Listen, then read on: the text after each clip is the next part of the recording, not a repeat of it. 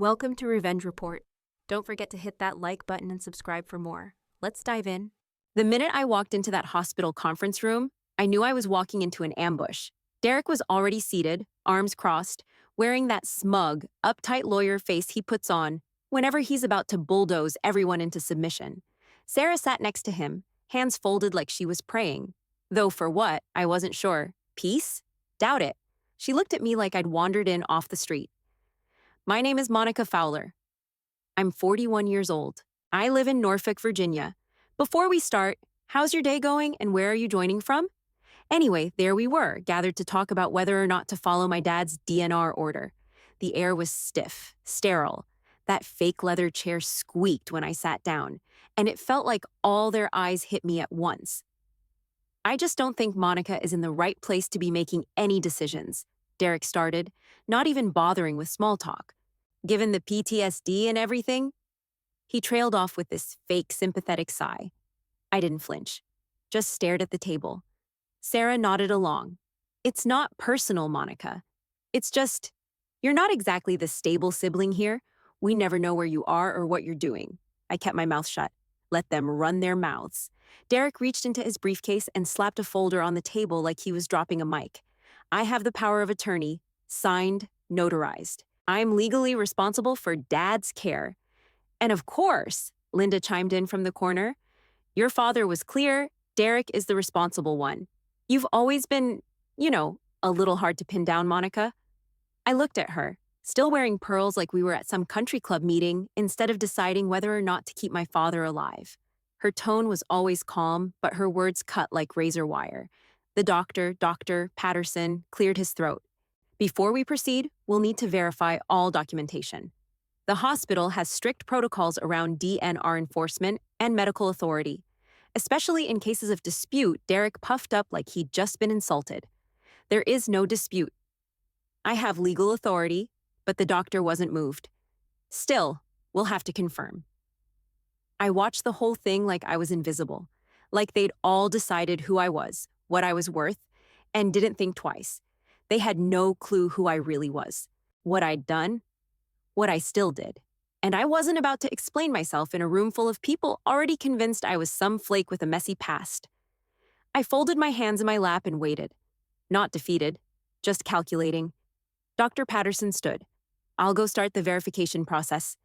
I'll be back shortly. He walked out. No one said a word. Not to me. Not even looking my way. Fine. Let them talk. Let them keep underestimating me.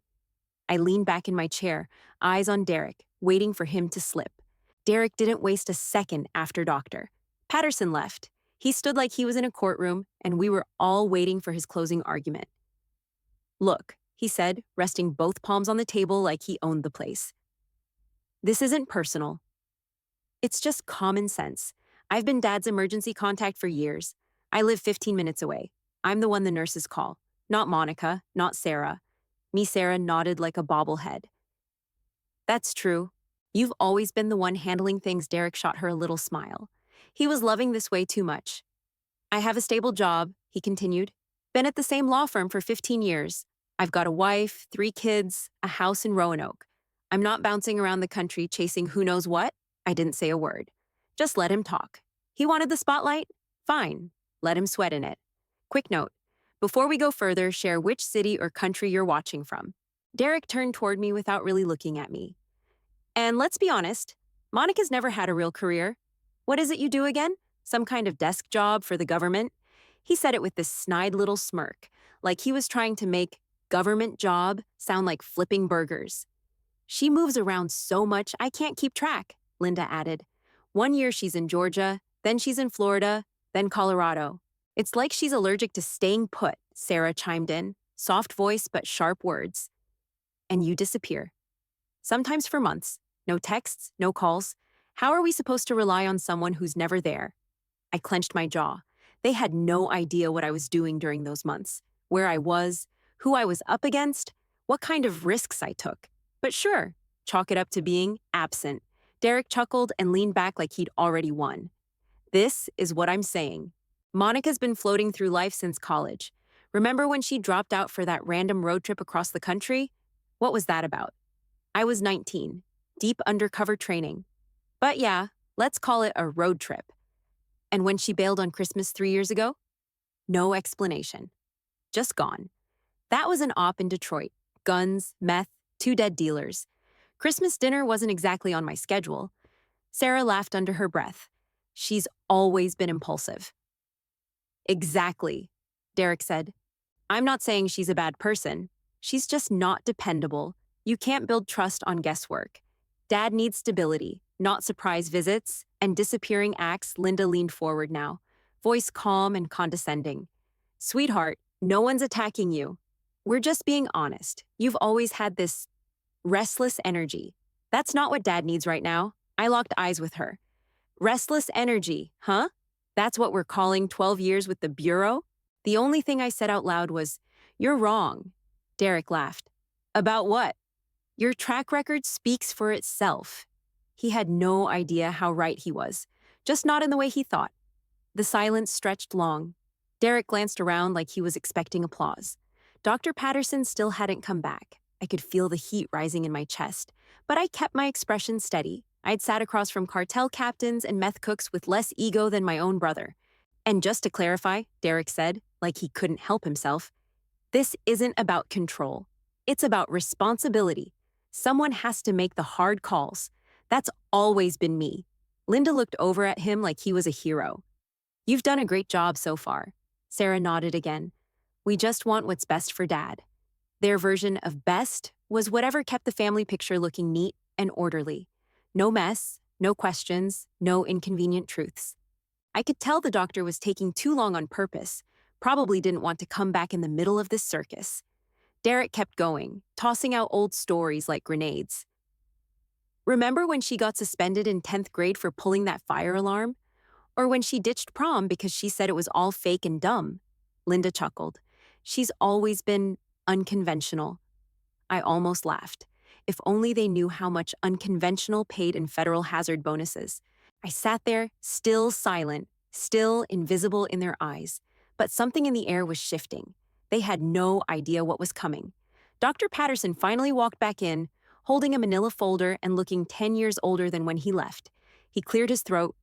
We've reviewed the copy of the power of attorney Mr. Fowler provided, but hospital policy requires a formal review by legal before any major decisions are made. Derek's face twitched. We don't need legal review. There's no conflict here. The form is signed and witnessed. This is a waste of time. It's not optional, Patterson said, keeping his voice even. There's a concern raised by the presence of other adult children. Any one of you could potentially dispute the document, and we have to follow protocol. Linda jumped in, her voice all fake concern wrapped in ice. Doctor, with all due respect, Monica has never been part of these decisions. She's not consistent. I'm not sure why her opinion is suddenly relevant. Dr. Patterson didn't answer right away. He was watching me, like maybe something didn't line up, like he knew there was more here than he was being told. Derek leaned forward. There's no need for any further confusion. I've handled everything with Dad's care since the stroke. Monica hasn't even been around. I'm here now, I said quietly. Linda turned toward me like I'd said something offensive. You show up after everything's already in motion, Monica. This isn't one of your spontaneous drop-ins. This is real life. A family emergency. I looked at her but didn't reply. No point arguing with a woman who still wore matching jewelry sets like it was 1985. Sarah gave me a tight smile. I'm glad you came. Really.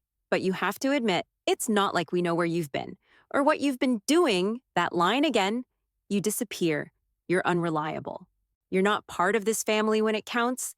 They said it with smiles, with soft voices, but the knives were sharp. I'd spent years vanishing on purpose, blending into lives that weren't mine, swapping IDs, homes, names. Every time I left, I gave them some half-truth excuse, temporary gig, training trip, desk relocation, whatever would keep them from asking questions. They thought I was drifting. They had no idea how calculated every move had been. Dr. Patterson sighed. I'm going to have our legal team look over the documents. I'll update you as soon as I hear back. Derek stood up like he was about to argue again, but Patterson cut him off. This isn't about who's right.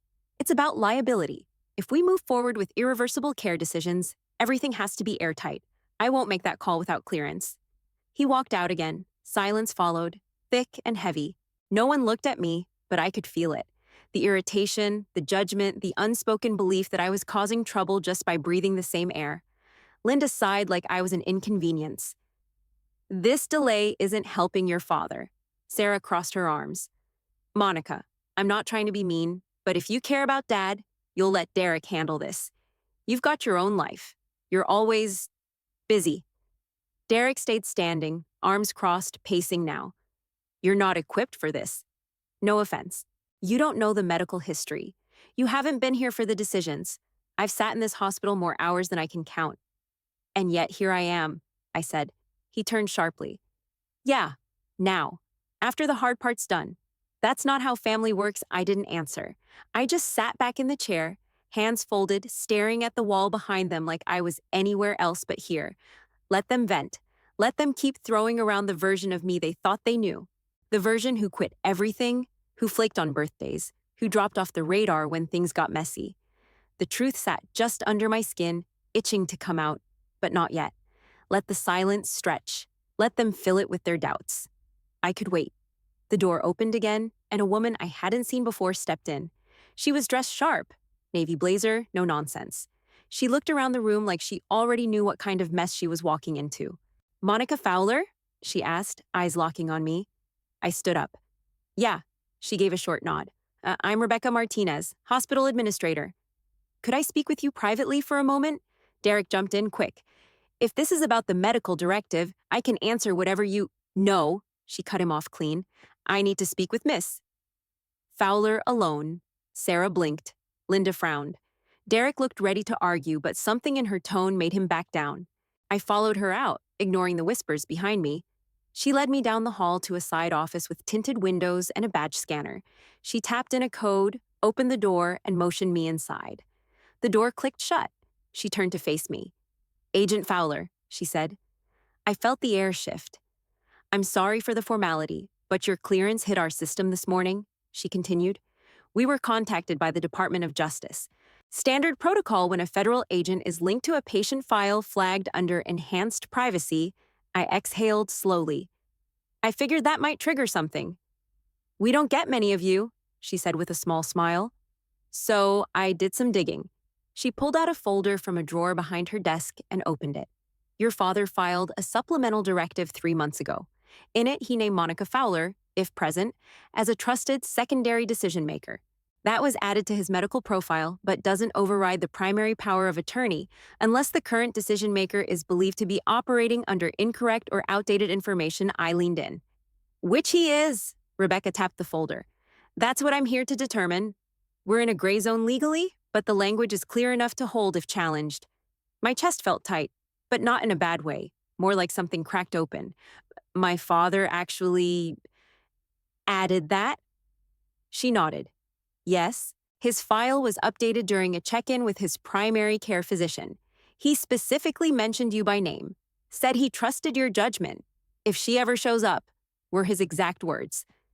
That last part almost made me laugh. Look, she said, lowering her voice, we can't overrule Derek outright, not yet. But we can delay any final decisions until legal reviews this clause. That gives us time. I nodded. Appreciate that. I'm not here to burn things down. I just want to make sure my father's wishes are respected. She studied me a second longer, then said, Your badge? I pulled it from my jacket and set it on the table. She picked it up, inspected it, and set it back down gently. I figured as much, she said. You don't carry yourself like someone who doesn't know how to handle pressure. I smirked. Try a back alley gun deal in December with no backup. That'll teach you how to breathe through chaos. She grinned slightly. All right, Agent Fowler. Here's the situation. Derek thinks he's operating in the best interest of your father.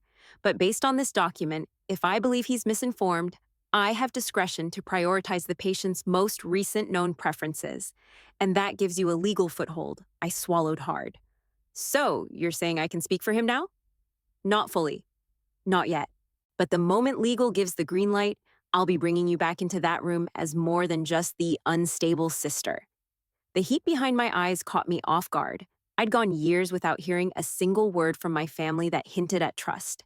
And here it was, in writing, from the one person who'd never asked me to explain myself. Rebecca stood. We'll return together. I want to be in the room when you speak. That okay with you? Yeah, I said, voice firm. More than okay. We walked back into the conference room, and Derek was already mid-performance. I mean, it's not even a debate, he said, pacing near the window. She's never been stable. Never held a job longer than a few years. Disappears, reappears, always with some vague excuse. You want someone like that making medical calls? He turned just in time to see me walk in behind Rebecca. His mouth stopped moving, but his face didn't. He looked like he'd swallowed the wrong pill. Linda stiffened in her seat. Sarah blinked at me, confused.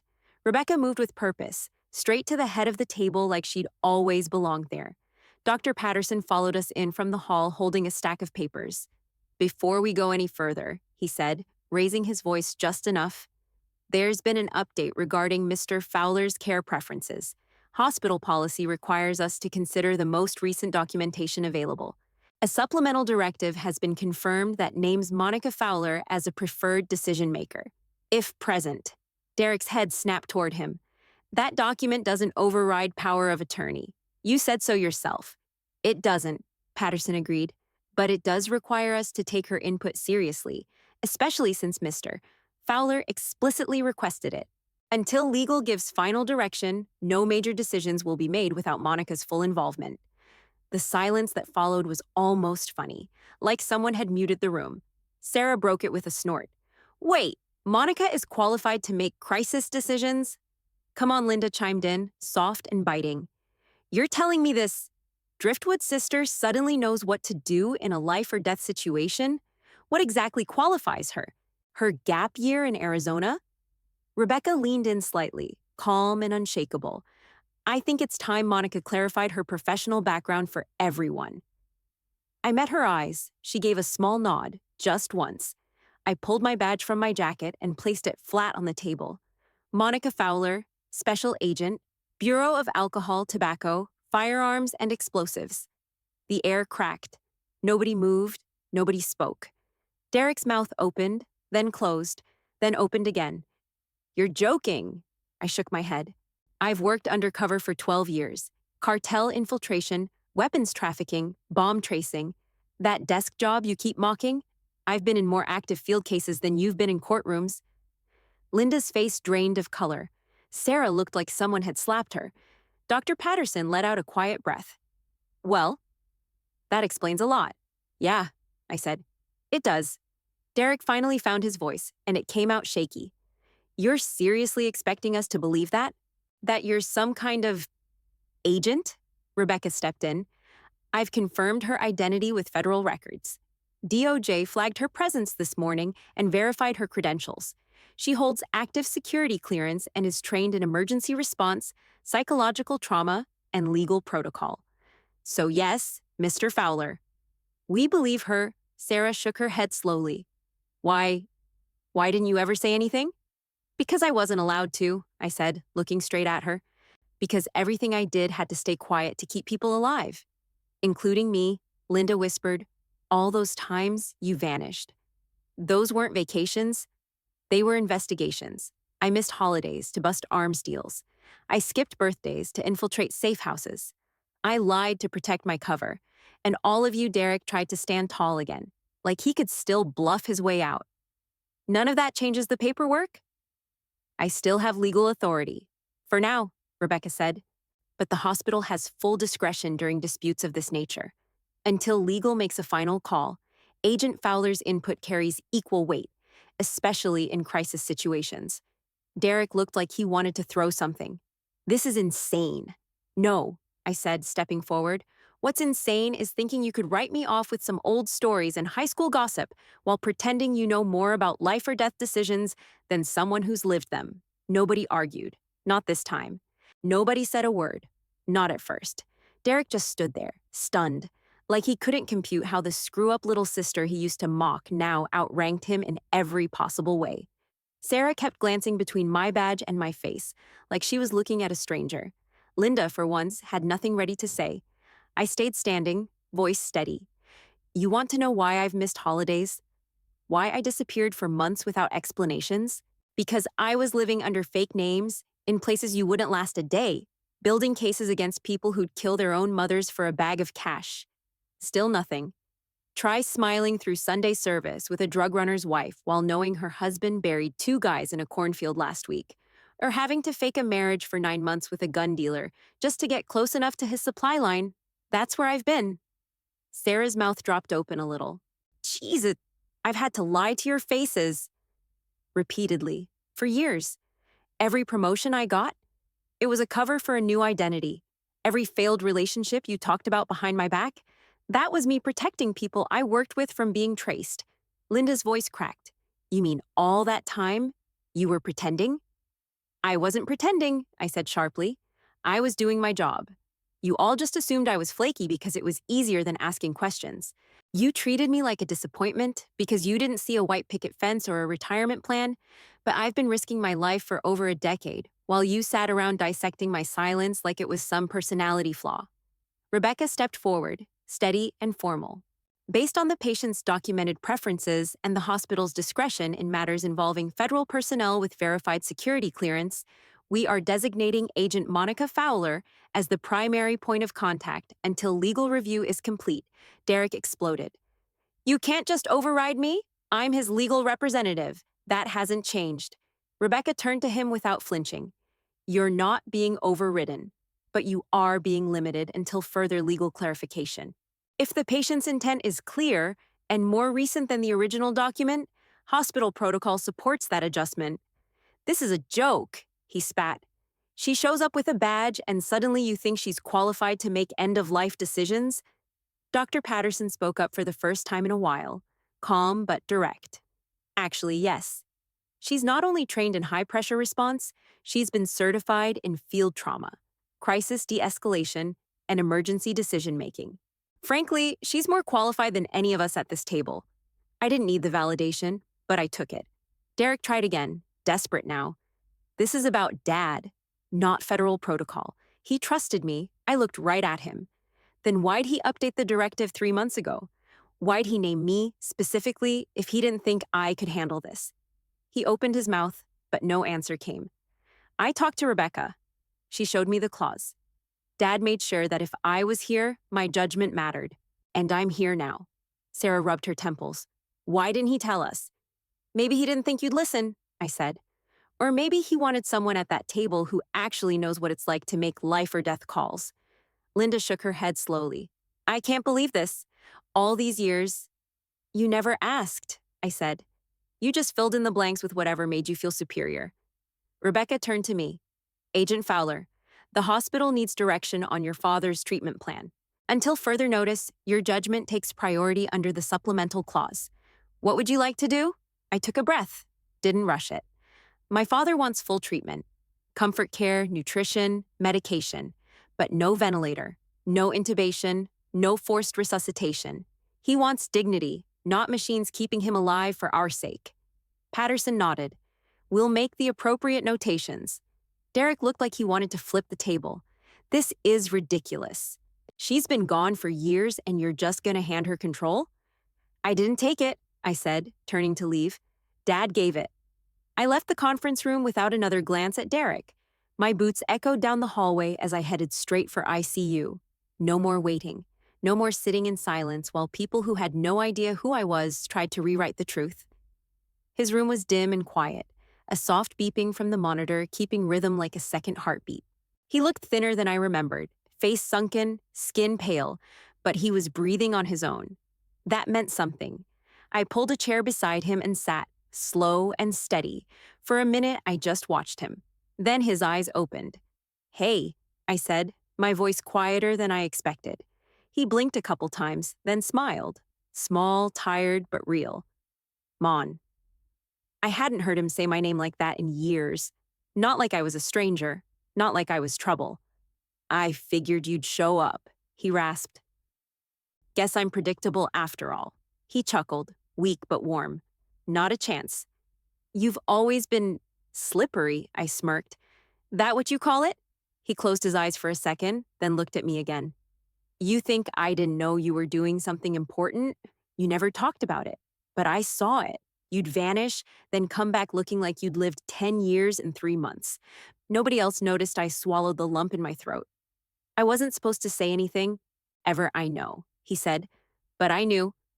You weren't drifting. You were just out there, doing what needed to be done. That cracked something open in me. All those years, missing Christmas, dodging birthdays, pretending not to care, just to keep them safe. I never knew if he understood. I thought maybe he'd written me off like the rest of them, but he hadn't. I thought you'd be mad, I said, that I never told you. I trusted you, he said simply. Didn't need to know the details. I shook my head slowly. You gave Derek power of attorney. I figured that said it all. I gave Derek paperwork, he said, but I gave you the real trust. That's why I updated the directive, just in case. I knew if you were here, you'd do what was right. No ego, no guilt trips, just clarity. He coughed a little. I poured water into the plastic cup and held the straw to his lips. He sipped, then waved me off. Thanks, he whispered. You always had that quiet strength. You don't need to be the loudest. You just know it has to be done. I leaned back in the chair, exhaling hard. You don't know what that means to hear. He gave a slight nod. I think I do. We sat like that for a while. No one barging in, no monitors screaming, just me and him, in a room finally clear of judgment. I used to think responsibility meant being the one everyone saw handling things, I said. Turns out it just means showing up, no matter how late, no matter what it costs. He looked at me, eyes sharp despite the wear. You've been showing up your whole life, just not in ways they could understand. For the first time in years, I felt like I didn't have to explain myself. He saw me, not just as the middle child or the disappointment. He saw me, the whole picture. I reached over and took his hand, careful with the IV line. I'm not going anywhere, I said. He squeezed my fingers, weak but steady. I know. There was a soft knock on the ICU door about an hour later. I looked up, still sitting beside Dad, still holding his hand. Derek stepped in first, slower this time, like he wasn't sure he was allowed. Sarah followed, clutching a paper cup of coffee with both hands. Linda came in last, stiff, her eyes on the floor. I stood up and moved to the other side of the room, giving them space. No one spoke at first, just a whole lot of awkward air. Derek cleared his throat. How is he? Stable, I said. Resting. He nodded like he didn't know what to do with his hands. Can we talk? Go ahead. He looked straight at me, face tight, not angry, more like embarrassed. Look, I didn't know any of it. I thought you were just, I don't know, lost, maybe. You didn't ask, I said. I didn't, he admitted. I made assumptions, a lot of them, and I was wrong. That caught me off guard more than anything else had. I was so sure I had the full picture, he said. Turns out I didn't even have the edges. Sarah stepped closer. I'm sorry, too. I should have defended you more.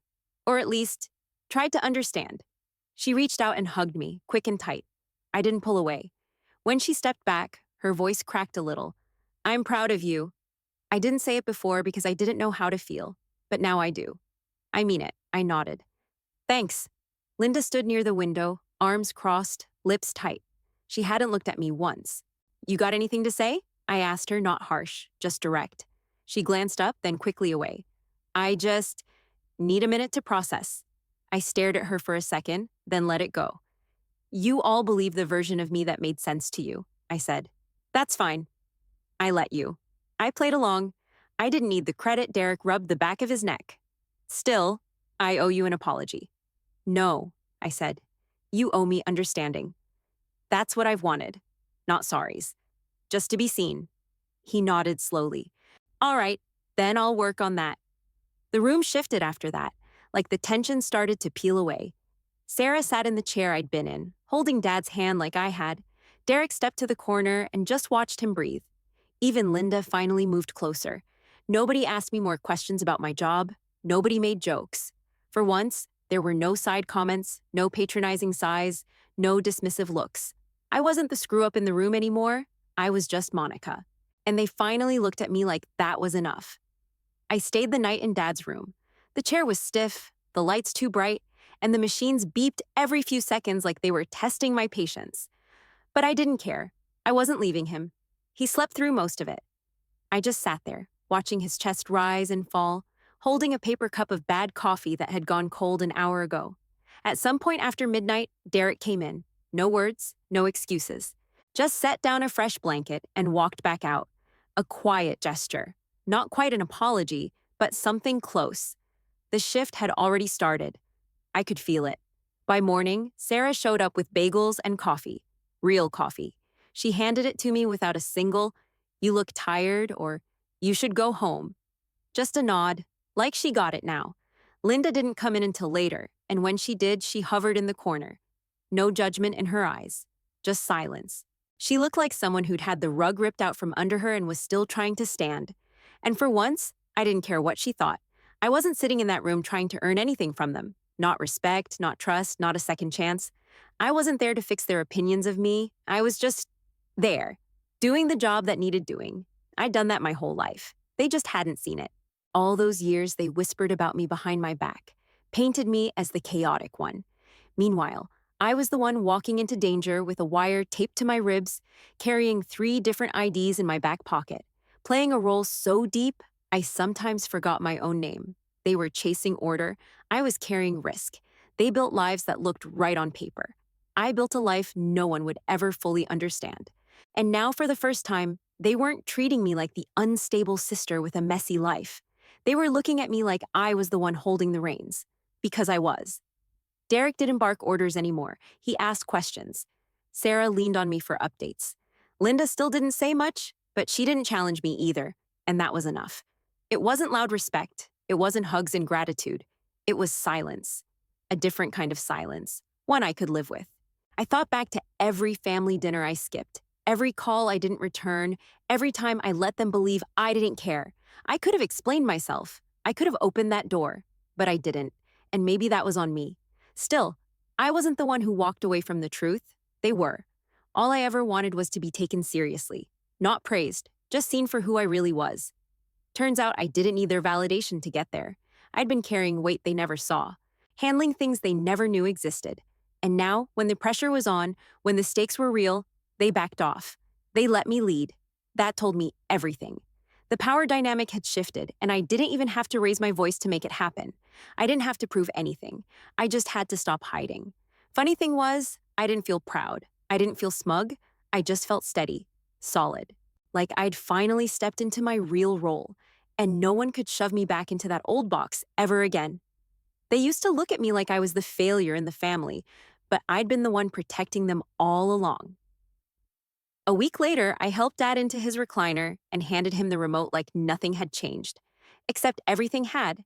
He was home, off the machines, breathing on his own, eating real food again. The doctor said recovery would be slow, but possible, and knowing him, he'd drag himself across the finish line just to prove them wrong. Sarah had stopped by earlier with groceries and asked if I needed anything, not in a passive, "you good" kind of way, but like she actually meant it. Derek sent over some legal documents for Dad's insurance and didn't even CC me with a snide comment this time. Even Linda had brought soup yesterday and managed to sit across from me without curling her lip like I was about to steal the silverware. They were treating me different. Not like I'd changed, but like they had finally caught up. I wasn't holding my breath waiting for it. I wasn't chasing their approval anymore. That part of me had gone quiet.